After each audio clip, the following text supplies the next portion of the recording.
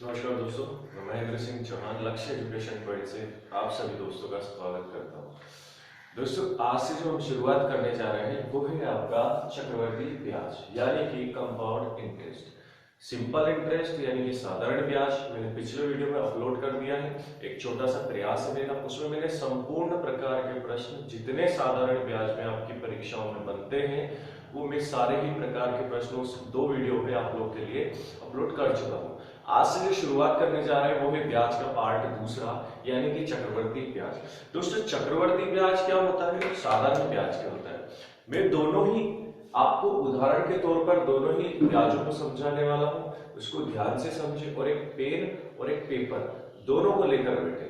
ठीक है, एक पेन और एक पेपर अपने साथ लेकर बैठे और जो जो चीजें मैं बताने वाला हूं उसे नोट करें। एक बार अगर आपने वीडियो आखिरी तक देख लिया, मैं कह रहा हूं आपको यहां से चाहे कैसा ही प्रश्न बनकर आ जाए, आप अपना एक एक नंबर इसमें प्लस में जोड़ेंगे। ठीक है, चलिए समझते हैं। थोड़ा सा मैं इसको जूम कर देता हूं।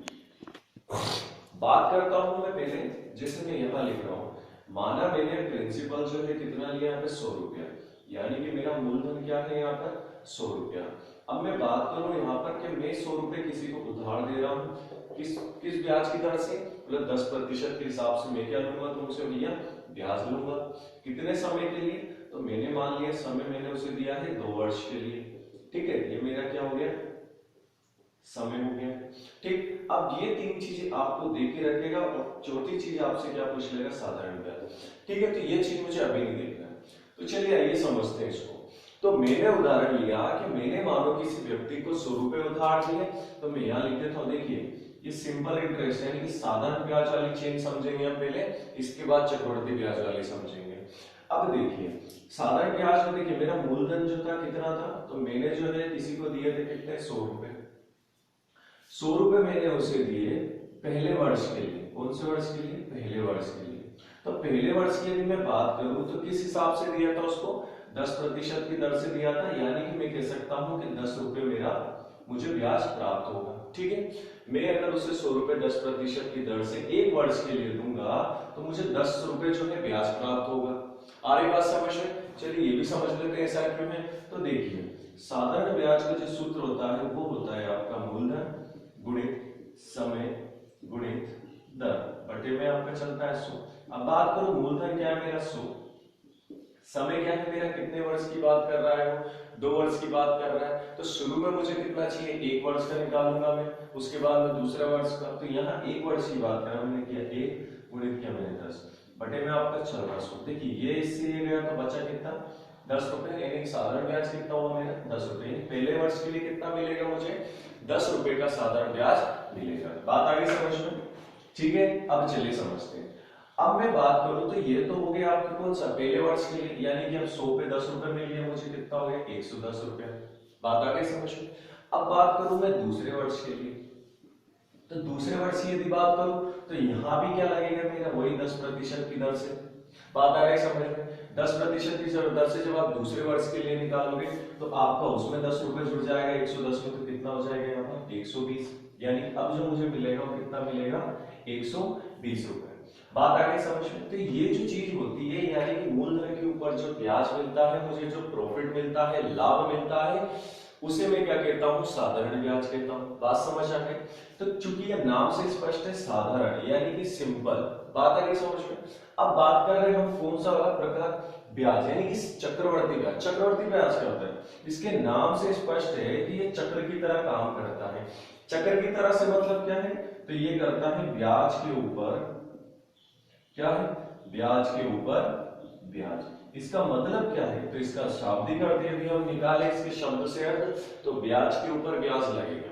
साधारण प्रश्न, साधारण जो ब्याज था उसमें मूलधन के ऊपर ब्याज लग रहा था, यहाँ क्या करेगा, ब्याज के ऊपर ब्याज लगेगा। देखिए समझते कैसे।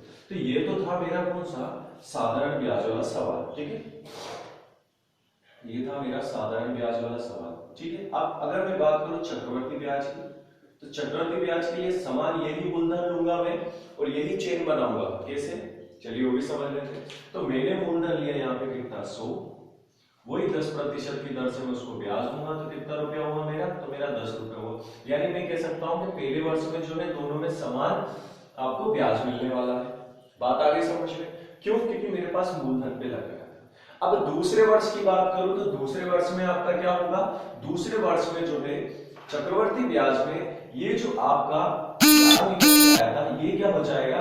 तो इस सेकंड ईयर यानी दूसरे वर्ष के लिए ये क्या हो जाएगा चक्रवर्ती ब्याज में? तो ये दूसरे वर्ष के लिए आपका क्या हो जाता है? मूलधन कहलाता है। बात आ रही समझ में? दूसरे वर्ष के लिए ये क्या कहलाएगा आपका? तो दूसरे वर्ष के लिए जो कहलाता है ये आपका कहलाता है मूलधन। ठीक, फिर एक और बार स्पष्ट कर देता हूं। साधारण ब्याज में जितने भी वर्ष का मैं ब्याज लूंगा वो आपका मूलधन पे लूंगा, लेकिन चक्रवर्ती ब्याज में क्या होता है कि पहले वर्ष का जो धन है आपका ब्याज है वो मूलधन पे निकलेगा और दूसरे वर्ष का जो ब्याज है वो आपके ब्याज के ऊपर ब्याज लगेगा। ठीक है, क्योंकि नाम से स्पष्ट है चक्रवर्ती ब्याज, तो दूसरे वर्ष के लिए जो इसका मूलधन हो जाएगा, मूलधन का काम कौन करेगा? ब्याज करेगा। तो जब आप 110 के हिसाब से 10% की दर लगाएंगे तो यहां से जो निकल के आएगा वो आएगा आपका 11 रुपए। ठीक है, अब 11 रुपए आएगा तो 110 में यदि आप 11 जोड़ेंगे तो यहाँ ब्याज कितना हो जाएगा? 121 रुपए। बात आ गई समझ में? तो यही मैं आपको समझाना चाह रहा हूँ कि चक्रवर्ती ब्याज और ब्याज साधारण ब्याज में क्या फर्क है। तो साधारण ब्याज चूंकि नाम से स्पष्ट है कि मूलधन के ऊपर ब्याज लगेगा, चाहे वो 1 वर्ष 2 वर्ष 3 वर्ष या 10 वर्ष कितना ही दे रखा हो, लेकिन चक्रवर्ती ब्याज में क्या रहेगा? चक्रवर्ती ब्याज में आपको क्या करना है कि पहले वर्ष का जो ब्याज निकलेगा वो आपका मूलधन के ऊपर निकलेगा और दूसरे वर्ष की यदि मैं बात करूं तो वो काय के ऊपर निकलेगा? तो वो ब्याज के ऊपर ब्याज निकलेगा। ऐसा क्यों है? क्योंकि दूसरे वर्ष से तीसरे वर्ष से चौथे वर्ष से क्या हो जाएगा कि जो आपका यहाँ ब्याज निकलेगा पहला वर्ष का वो उनका क्या होता है, जितने भी वर्ष की हम आगे बात करेंगे उनका वो मूलधन होता जाता है। आगे बात समझ में? अब यदि मैं इसकी बात करूं तो यहाँ 121 था तो ये 121 क्या हो जाएगा? तो तीसरे वर्ष के लिए क्या हो जाएगा? तीसरे वर्ष का मूलधन हो जाएगा। अब जो ब्याज निकलेगा वो इसके ऊपर ब्याज लगेगा। बात स्पष्ट है? समझ आ रहा होगा? अब देखते हैं इसमें कितने प्रश्न बन सकते हैं हमारे और कौन कौन से प्रकार के इसमें प्रश्न बनते हैं। ठीक है, चलिए मैं इसको हटा रहा हूं। अब यहां से जो है हम लोग इसके सूत्र देख लेते हैं। ठीक है, तो सूत्र क्या बनता है? तो देखिए चक्रवर्ती मिश्र धन, चक्रवर्ती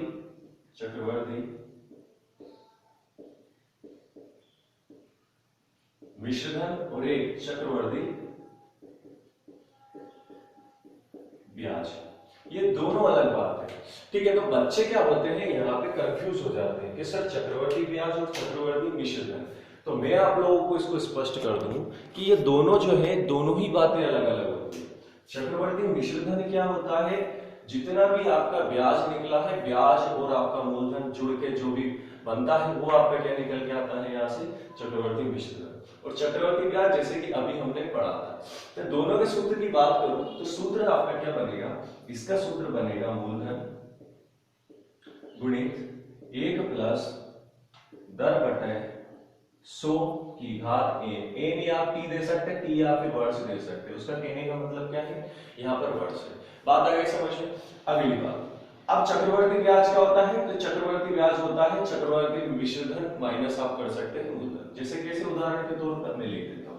तो मेरा जो ये सूत्र है ये आप इस जगह से उतार दें, मूलधन गुणित 1 प्लस दर बटे में आपका चलेगा 100, इसकी घात चलेगी आपकी वर्ष में, यानी मैं टी मान लेता हूं, माइनस आपको क्या कर देना है? मूलधन। ठीक है, बात आ रही होगी समझ में? ठीक है, तो चक्रवर्ती मिश्रधन क्या हो जाएगा? मूलधन गुणित 1 प्लस दर बटा 100 की घात कितना वर्ष में चलेगा। और यदि मैं चक्रवर्ती ब्याज की बात करूं तो चक्रवर्ती ब्याज में क्या हो जाएगा? मिश्रधन माइनस का मूलधन, यानी ऐसा इसको इंग्लिश में क्या बोलते हैं? ए। तो क्या मैं यहां लिख सकता हूं इस पूरे के सूत्र की जगह पे ए माइनस का पी, यानी कि मिश्रधन घटा देना आपको किसको? मूलधन को, यानी कि चक्रवर्ती ब्याज सीआई बराबर क्या हो जाएगा? इंग्लिश मीडियम वाला देते हैं, सीआई बराबर ए माइनस पी हो जाएगा आपका। ठीक है, तो ये चीज स्पष्ट हुई, ये हमारा सूत्र है। इससे पहले हमने देख लिया कि आखिर चक्रवर्ती ब्याज होता क्या है। तो मैं अगर कह सकूं तो मैं क्या बोल सकता हूं कि चक्रवर्ती ब्याज क्या होता है सर? तो चक्रवर्ती ब्याज होता है कि ब्याज के ऊपर भी ब्याज यदि जोड़ा जाए तो वो मेरा क्या कहलाता है? चक्रवर्ती ब्याज। चलिए आइए इस वीडियो में हम 2 प्रकार के प्रश्न देखेंगे और बाकी के 3 प्रकार या 4 प्रकार के प्रश्न जो है अगले वीडियो में हम देखेंगे। ठीक है, चलिए तो देखते हैं। पहला जो प्रकार इसमें बनेगा आपका वो बनेगा साधारण प्रश्न, यानी कि इस टॉपिक में से आपसे पूछे जाएंगे साधारण से प्रश्न जिसमें आपको 3 राशि 3 मान दे रखे हैं, छोटा आपसे पूछा जाएगा बिल्कुल साधारण ब्याज की तरह। बस यहाँ पर क्या हो जाएगा, सूत्र बदल जाएगा। कैसे, चलिए समझते हैं। आपको प्रश्न दे रखा है कि 3000 रुपए का 20% वार्षिक चक्रवर्ती ब्याज की दर से 2 वर्ष का चक्रवर्ती मिश्र धन ज्ञात करें। क्या ज्ञात करना है, चक्रवर्ती मिश्र धन। चलिए शुरू करते हैं। यदि मैं इसके सूत्र की बात करूं तो चक्रवर्ती मिश्र धन, यानी मैं कह सकता हूं कि चक्रवर्ती मिश्र धन बराबर मेरा सूत्र क्या होता है, तो चक्रवर्ती मिश्र धन का सूत्र होता है, मैंने अभी पढ़ा है, वो होता है आपका मूलधन, और मूलधन गुणित होता है आपका ब्रैकेट में 1 + r/100, और इसकी घात आपका वर्ष में चलेगा तो वर्ष का मैं n लिख सकता हूं। बात आ गई समझ में, क्या लिख सकता हूं इसमें, वर्ष लिख सकता हूं। अब आइए समझते हैं, चक्रवर्ती मिश्र धन मुझे निकालना है, बराबर मेरा मूलधन क्या है, वो ब्याज किस पे लगाएगा, 3000 रुपए पे, तो 3000 रुपए क्या हो गया मेरा मूलधन, तो मैं इसी जगह पे लिख सकता हूं 3000 रुपया गुणित 1 + r, किस ब्याज की दर से लगाएगा, यानी वो ब्याज लेगा ना उससे बदले में, तो कितना लेगा किस हिसाब से, तो 20% का ब्याज लगाएगा। मैं कर सकता हूं 20 बटे में आपका चलेगा 100। वर्ष की बात करूं कितना दे रखा है, 2 वर्ष। चलिए करते हैं, तो मैंने लिखा 3000 गुणित 100 का गुणा इसमें कर दो और इसमें प्लस कर दो 20, यानी कि 120/100, ये 1 हो गया, और 2 घात दे रखे तो 2 बार लिख दूंगा 120/2। चलिए समझते हैं, ये 2 जीरो से 2 जीरो गए, ये 1 जीरो से 1 जीरो, और 1 जीरो से 1 जीरो। ठीक, नीचे आपका कुछ नहीं बचा, ऊपर वाले का गुणा कर दो। मैंने यहाँ लिखा है 30 गुणित 12 गुणित 12 करेंगे तो 12 12 12 का अगर 12 का मैं वर्ग करूं तो मेरा कितना हो जाएगा, 144। 144 में 30 का गुणा करो, 3 से करते हैं, 3 चुको 12 का 2 हासिल 1, 3 चुको 12 और 1 13 का 3 हासिल 1, 3 एकम 3 और 1 4, और ये 1 जीरो आपका चल रहा। यानी मैं ये कह सकता हूं मेरा जो अमाउंट निकल के आया, यानी मेरा जो मिश्र धन निकल के आया वो कितना है आपका, 4330 रुपए। ठीक है, तो उम्मीद समझ आया होगा। एक और प्रश्न लेते हैं हम इसी प्रकार का, उसके बाद पढ़ेंगे हम इसका दूसरा टाइप। तो चलिए ये समझते हैं। इस बार मैं क्या ले रहा हूं, 3000 की जगह पे मैं जो ले रहा हूं राशि कितनी ले रहा हूं, 30000 रुपया। तो मैं कह सकता हूं 30000 का 20% वार्षिक चक्रवर्ती ब्याज की दर से 2 वर्ष का चक्रवर्ती मिश्र धन ज्ञात करें। अब देखिए इस बार मैं कितना ले रहा हूं, 30000, और पिछले प्रश्न में मैंने कितना लिया था, 3000। तो क्या करेंगे, मूलधन, मूलधन मेरा क्या हो जाएगा यहाँ पर 30000। देखो एक एक चीजें इस तरह से आप लिखेंगे तो वो आपके सामने पूरे का पूरा एक जो है ये हो जाएगा कि हाँ मेरा कौन सा सूत्र लगने वाला है, मेरे पास क्या क्या मान दिए हुए हैं। अब बात करूं मैं इसकी दर की, तो दर मुझे कितना दे रखा है, 20%। वर्ष की यदि मैं बात करूं तो वर्ष मुझे कितना दे रखा है, यहाँ पे 2 वर्ष, और निकालना क्या है आपको, तो निकालना है मुझे क्या भैया, तो मुझे निकालना है मिश्र धन। ठीक है, चलिए यानी कि मुझे यहाँ इस बात से स्पष्ट हो गया कि मुझे सूत्र कौन सा लगाना है, मिश्र धन का, ना कि चक्रवर्ती ब्याज का। 2 सूत्र मैंने बताया है, दोनों सूत्र का ध्यान रखें। मिश्र धन में क्या सूत्र लगाऊंगा, तो मिश्र धन को मैं ए बोल सकता हूं, और बराबर मूलधन को मैं क्या बोल सकता हूं, पी गुणित सूत्र वही a + r/r मतलब दर होता है, सो इसकी घात मैंने लगा दिया n, यानी कि आपका वर्ष का कार्य करेगा। ठीक है, आगे देखते हैं। ए मुझे निकालना है, पी मुझे दे रखा है 30000 गुणित 1 + r मुझे दे रखा है 20% बटे में किया 100, और वर्ष दे रखे हैं मुझे 2। तो a बराबर मैं लिख सकता हूं 30000 गुणित 100 का इधर गुणा किया, यानी कि 120/100, और फिर 120/100। चलिए समझते हैं, ये 2 जीरो से 2 जीरो, ये 2 जीरो से ये 2 जीरो। अब क्या करना है, इन तीनों को आपस में गुणा कर दो, तो ये हो गया 12 12 तो 144 हो जाता है, और 144 तो मैं लिख ही दूंगा, 144 के साथ 2 जीरो है तो 2 जीरो जोड़ दो, गुणित आपके कर दो यहाँ पे 3, बस इनका गुणा कर दो। तो 3 का जीरो में गया तो 2 जीरो, 3 चुके 12 का 2 हासिल 1, 3 चुके 12 और 1 13 का 3 हासिल 1, और 3 एकम 3 और 4 ये हो गया। यानी मैं ये कह सकता हूं कि 43,200 रुपए जो है मेरा क्या हो गया, यहाँ पर चक्रवर्ती ब्याज निकलेगा।